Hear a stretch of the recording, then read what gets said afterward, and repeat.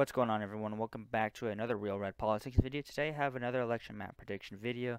This is if Joe Biden were to go against Donald Trump in the 2024 election. And this is going to take into different factors such as the current approval rating of Joe Biden, his response to Ukraine and Russia, as well as the Afghanistan withdrawal. That was one of the worst disasters America's ever seen, probably in the history of the country. So, with all of that in mind, I haven't had a ton of video ideas in probably a couple of the few weeks. So, and I do enjoy doing these kinds of videos. So, if you guys do have other suggestions, please leave them in the comment section below. I would love to do more of this kind of stuff, more of these prediction videos, that kind of stuff. And I know they generally do pretty well on the channel. And another video I might end up doing later this week is a general analysis of the Texas election in regards to the governor election, as well as kind of just not individual, like a general analysis of how each district looks. What am I surprised by? What am I not surprised by? But it does look like Greg Abbott will be the Republican, I almost said primary, the nominee for the state of Texas, and yet Beto O'Rourke is the Democrat nominee. Now, with it being a red wave year, Greg Abbott's going to single-handedly take the state, no problem. With it being a red wave year, I especially considering, I think Donald Trump endorsed Greg Abbott. I could be wrong, but I think he did. But I know Greg Abbott's approval rating tends to be pretty high down there in the state of Texas. And people seem to like him down there. So that state's probably, not probably, it will go, and he will remain as governor of Texas. And then if you guys want me to do like what my thoughts were on the State of the Union address, which I don't even know that it was even an hour long. I watched like 10-15 minutes of it before I had to turn it off because I thought it was awful. I didn't think it was good. It was definitely not even close to being as good as the Donald Trump State of the Union speech. Donald Trump's State of the Unions were fantastic. Joe Biden's was not. But Donald Trump just tends to give better speeches too. That's just the reality. But anyways, enough of that. I'm going to kind of get into this map now. We're going to go ahead and start with the safe blue states, which would be Washington, California, Colorado. What else do we got here? Oh, we got Hawaii. Can't forget Hawaii. We got Illinois. We got New York, Massachusetts, Rhode Island, Connecticut, New Jersey, Delaware, Maryland, and the District of Columbia. I just want to make sure I'm double checking here. I didn't miss anything. It doesn't look like I missed anything. Now you guys might be wondering why I didn't have organized safe blue, and I'll kind of explain that in a second. But we're going to get to the safe red states now, which would be Idaho, Montana, Wyoming, North Dakota, South Dakota, Nebraska, Kansas, Oklahoma, Louisiana, Arkansas, Missouri, Iowa, Indiana, Ohio, Kentucky, West Virginia, Tennessee, Mississippi, Alabama, almost said Georgia, not quite. Georgia's not quite safe red, in my opinion. Can't forget Texas, and you can't forget Alaska.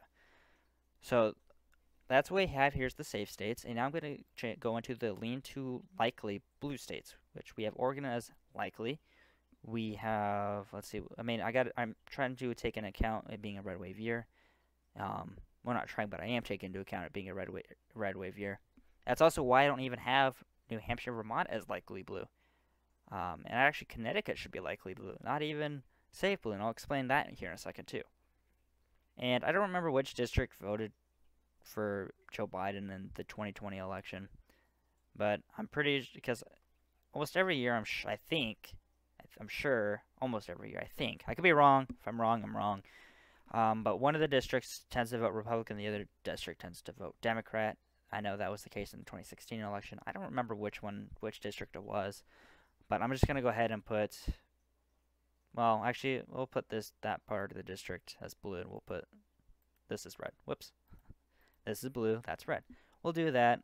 I don't know if that's what it actually looked like, if that's the correct order. But for the sake of the video, we'll just leave it like that. And then I'm going to put Pennsylvania as a lean red state. I'm going to put Wisconsin as a lean red state, and I'm going to put Michigan as a lean red state. Whoops. Lean red. Lean red. There we go. And then North Carolina, likely. South Carolina, likely. Georgia, likely. Virginia, likely. Arizona, likely. Even Nevada is likely, because they tend to vote in unison with one another. Utah, I'll put that as lean. It's probably more in the likelihood category. And I'm going to put Vermont in the lean, as well as New Hampshire. So that's kind of what we have the map set to right now. Now for Minnesota, I'm going to put that as a tilt red state. Florida, I'm going to put that as safe red at this point.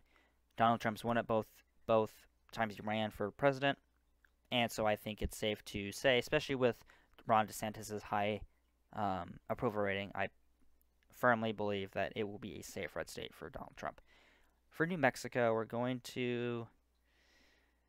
I'm kind of torn between whether or not it's a tilt blue state or a tilt red state. And the reason I say this is because New Mexico has been a pretty competitive state in terms of their governor races right now. Same thing with Nevada. Same thing with Connecticut even. Connecticut's been a lot more competitive than it has in the past.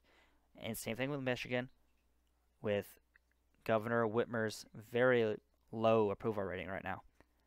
So that's why I have a lot of these states as red, because a lot of people are going to vote red in the governor election, I think, which I think those governors, if assuming they're Republican governors, will kind of influence them to vote for Trump, which I think is a good thing. People may disagree, but I think that would be a good thing for more influence towards Trump. Trump was definitely one of the better presidents we've had in a long time. I think I'm going to go ahead because of the national environment, I'm going to put New Mexico as a tilt red. Because of the national environment, because it's a red wave year. And we can take a look at Joe Biden's approval rating. It sits at a 53% disapproval, 41.5% approval. I actually think that's too generous. I think his disapproval rating is higher and his approval rating is lower. Because we look down at these polls here. Now, these sample sizes weren't like really big, but they weren't super low.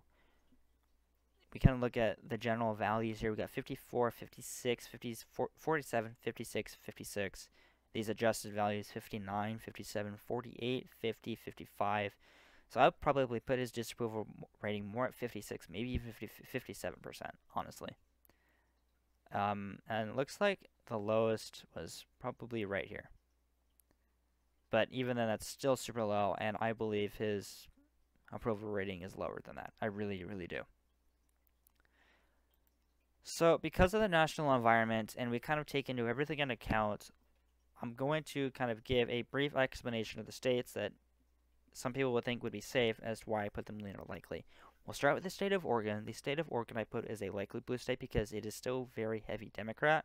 However, there are two very strong Republican candidates running for the governor's seat, and because Kate Brown can't run anymore because of term limits, the two other options, one was a former Democrat who's running as an independent, and then there's the other that is a Democrat running for that seat.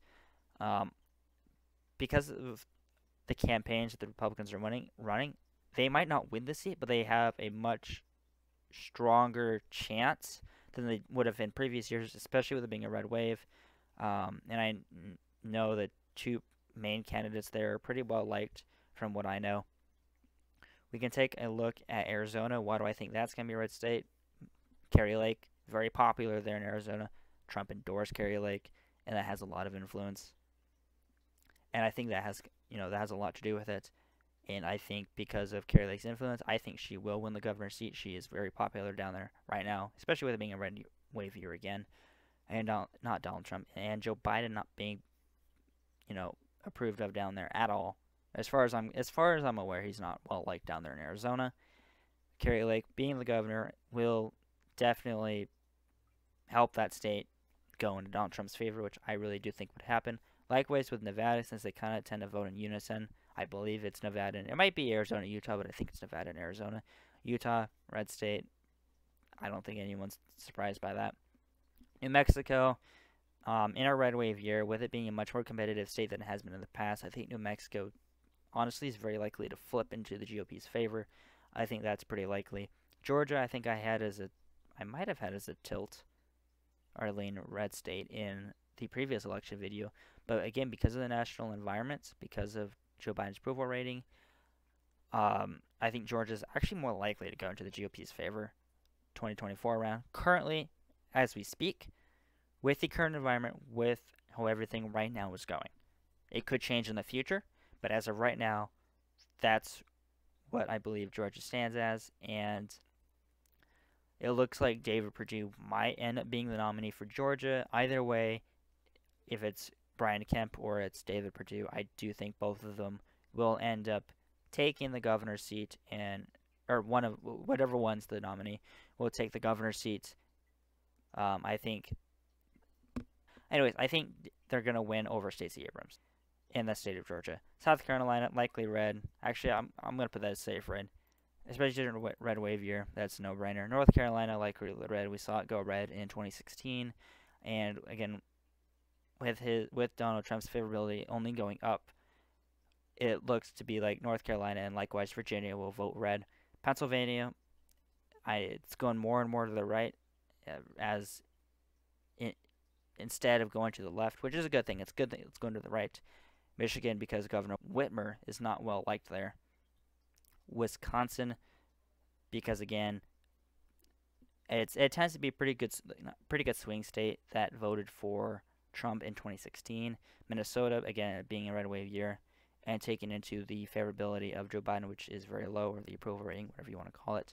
If we kind of take a quick look into his situation with Russia and Ukraine, how Joe Biden basically said that it's okay for Russia to go into the country if it's a minor incursion or whatever. I have the video on that, which I'll link to the top right-hand corner if you guys want to go see that. Then, there's that. And because of his very weak response to the whole situation, and just not a good response, for lack of a better word, I think that's definitely influenced some people. And I think a lot of swing voters are going to vote Republican, not only in the governor, Senate, and representative elections, but the presidential election as well. Especially since Donald Trump's favorability is going up amongst swing voters, independent voters, and Republican voters, and even some Democratic voters.